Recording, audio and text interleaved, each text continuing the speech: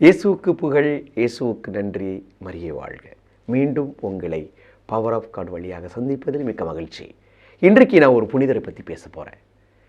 இன்றைய புனிதர்களில் நவம்பர் மாதம் 4ஆம் தேதி புனித சார்ல்ஸ் பொரோமியோ. மிக அற்புதமான ஒரு புனிதர். அதாவது 16வது நூற்றாண்டில் திருச்சபையின் மங்காத மாணிக்கமாக திகழ்ந்தவர். எனக்கு இவரை ரொம்ப பிடிக்கும். ஏன்னா அந்த அளவுக்கு எளிமையிலும் தாழ்மையிலும் மறையுரை ஆற்றுவதில் சிறந்த வல்லமை உள்ளவருமாக திகழ்கிறார். இந்த புனித சார்ல்ஸ் பொரோமியோ இந்த புனிதர் தனது 27வது வயதிலிருந்து 46வது அகவையை முடிக்கிறதுக்கு முன்னாடியே மிலான் நகரினுடைய ஆயராக தேர்ந்தெடுக்கப்படுகிறார். தேர்ந்தெடுக்கப்பட்டவர் சாதாரணமாக வாழவில்லை. எல்லா ஆயர்களுக்கும் குருக்களுக்கும் ஒரு சிறந்த முன்மாதிரியாக இருக்கிறார். அதுதான் மிக முக்கியம். இந்த சார்ல்ஸ் என்ன செய்கிறாரு, தன் 45வது வயதில் தான் காலமாகிறார். இந்த 46வது வயதில் இறக்கிறார். இந்த 46வது வயதில் இறந்த இவரை திருத்தந்தை 23வது யோவான் ஆயர்களுக்கு ஆசிரியர் என்று அழைக்கத்தாங்க. ஆயர்களுக்கெல்லாம் ஆசிரியர் என்று அழைக்கிறார். இந்த ஆசிரியர் குருக்களுக்கும் ஆயர்களுக்கும் தந்த சில பொன்மொழிகளை உங்களிடத்திலே பதிவு செய்ய விரும்புகிறேன். ஆகவே நீங்கள் இந்த புனிதரை பற்றி கற்றுக்கொள்ள வேண்டும். அவர் ஒன்று சொல்லுகிறார், உனது மறையுரையை கேட்டவர்கள் முகத்தை சுளிக்காதிருக்க பார்த்துக்கொள்.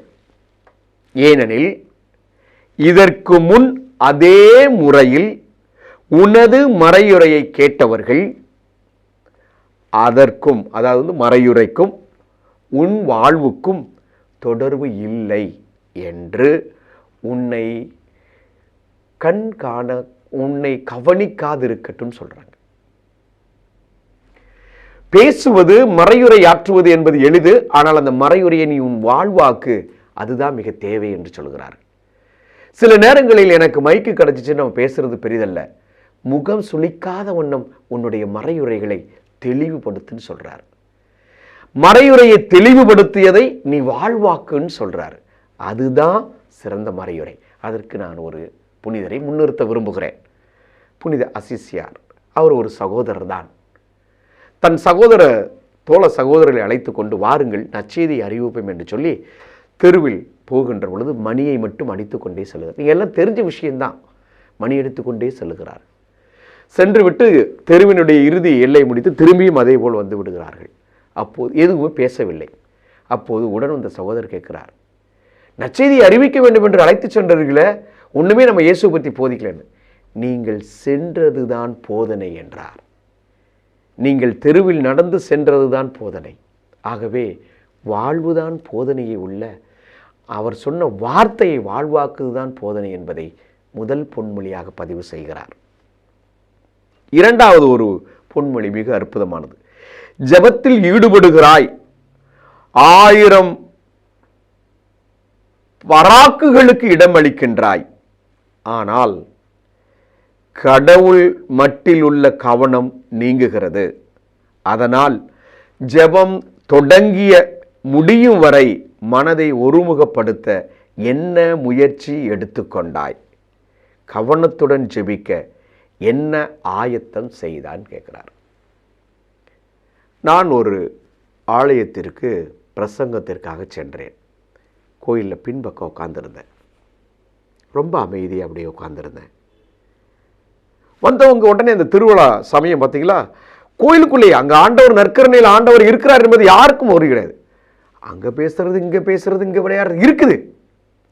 ஆனால் இவர் என்ன சொல்லுகிறார், நீ ஜெபத்தில் ஈடுபடுகிறாய் என்றால் 1000 பராக்குகளுக்கு இடம் கொடுக்காதே. அது அவர் பாட்டுக்கு நடக்கட்டும். ஆனால் நான் உட்கார்ந்துருக்கல, எனக்கும் கடவுளுக்குள்ள உறவை மட்டும்தான் பார்க்கணும்னு சொல்றார். உன்னுடைய மனதை ஒருமுகப்படுத்து. அதுதான் சிறந்த ஜெபம். அதுதான் ஜெபிக்க உனக்கு ஆதாயத்தை தரும் என்று சொல்லுகிறார். பாருங்க, எந்த அளவுக்கு அவர் இறைவனோடு இணைந்த ஜெபித்த நிலையில் இருந்தால் இந்த பொன்மொழிகளை நமக்கு தருவார். மூன்றாவது ஒரு பொன்மொழியை அவர் சொல்லுகிறார். ஆன்ம ஈடேற்ற அலுவலில் முதலாக உனது ஆன்மாவின் மீது அக்கறையற்றவனாயிராதே. உனது ஆன்மாவை தவிர்க்க விட்டுவிட்டு பிற ஆன்மாக்களின் மீது அக்கறை கொள்ளாதே என்று சொல்லுகிறார். இதுதான் மிக முக்கியம். முதலில் நான் எனது ஆன்மாவை குறித்து அக்கறை உள்ளவனாய் இருக்கின்ற பொழுது பிறர் ஆன்மாக்களின் மீது நான் அக்கறை கொள்ள முடியும். என்னுடைய ஆன்மாவை குறித்து குறைவும், என்னுடைய ஆன்மாவில் குற்றமும், என்னுடைய ஆன்மாவில் தண்டனைக்குரிய செயலில் வைத்துக்கொண்டு பிற ஆன்மாக்களை மீட்பது என்பது எளிதல்ல.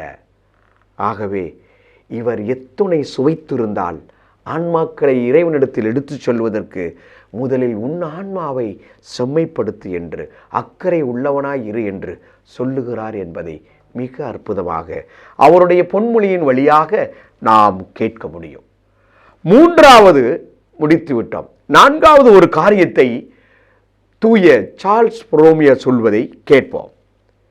சகோதரர்களே, அருள் சாதனங்களை நிறைவேற்றும் போது அவற்றில் நடைபெறுகின்ற புனித செயல்கள் என்னவென்று பக்தியுடன் உணர்ந்து செய்யுங்கள். நீங்கள் ஆன்மாக்களின் மீது பொறுப்பு உள்ளவர்கள். அவர்கள் அனைவருடைய இரத்தத்தால் கழுவப்பட்டவர்கள் என்பதை சிந்தனையில் நிறுத்துங்கள் என்று சொல்லுகிறார். இன்றைக்கு திருவழிபாடுகள் மாறிக்கொண்டு சென்று கொண்டிருக்கிறது. காலத்தின் மாற்றத்திற்கு ஏற்றபடி கொண்டாட்டங்களாய் மாறுகிறது. ஆனால் அதன் உள்ளார்ந்த அர்த்தம் என்ன என்பதை சிந்தித்து உங்களுடைய திருவிழாக்களை கொண்டாடுங்கள் என்று மிக அற்புதமாக சொல்லுகிறார். திருவருள் சாதனங்களை கொண்டாடுங்கள் என்று சொல்லுகிறார். நிறைய பேருக்கு ஒவ்வொரு திருவருள் சாதனத்தில் பயன்படுத்துகின்ற ஒவ்வொரு செயல்களையும் புரிந்து கொள்ள நிலையில் இல்லை. புரிந்து கொள்ள வேண்டும். அதை மிக அற்புதமாக பதிவு செய்கிறார். பிரியமானவர்களே, இவர் ஆயர்களின் ஆசிரியர், மிக உன்னதமான புனிதர். இந்த புனிதரை பெயரை தாங்கியிருக்கிறதற்காக ஜெபிப்போம். இந்த புனிதர் ஏற்படுத்திய சபைக்காக ஜெபிப்போம். இந்த புனிதரை போல நாமும் இறைவன் மீது உறவு கொள்ள, அக்கறை உள்ள ஆன்மாக்களை சேர்க்க, நாம் அனைவரும் சிந்தனை ஒன்றுமித்து ஜெபிக்க, இறைவனை குறித்து இறை வார்த்தையில் மட்டும் சொல்லுவதில் அல்ல, அதை வாழ்வாக்க கற்றுத்தருகின்ற நல்ல புனிதரை பின்பற்றி வாழ்வோம். அவர் சென்ற வழியில் நாமும் சென்று இயேசுவின் உகந்த சீடனாய் வாழ்வோம். ஆமென்.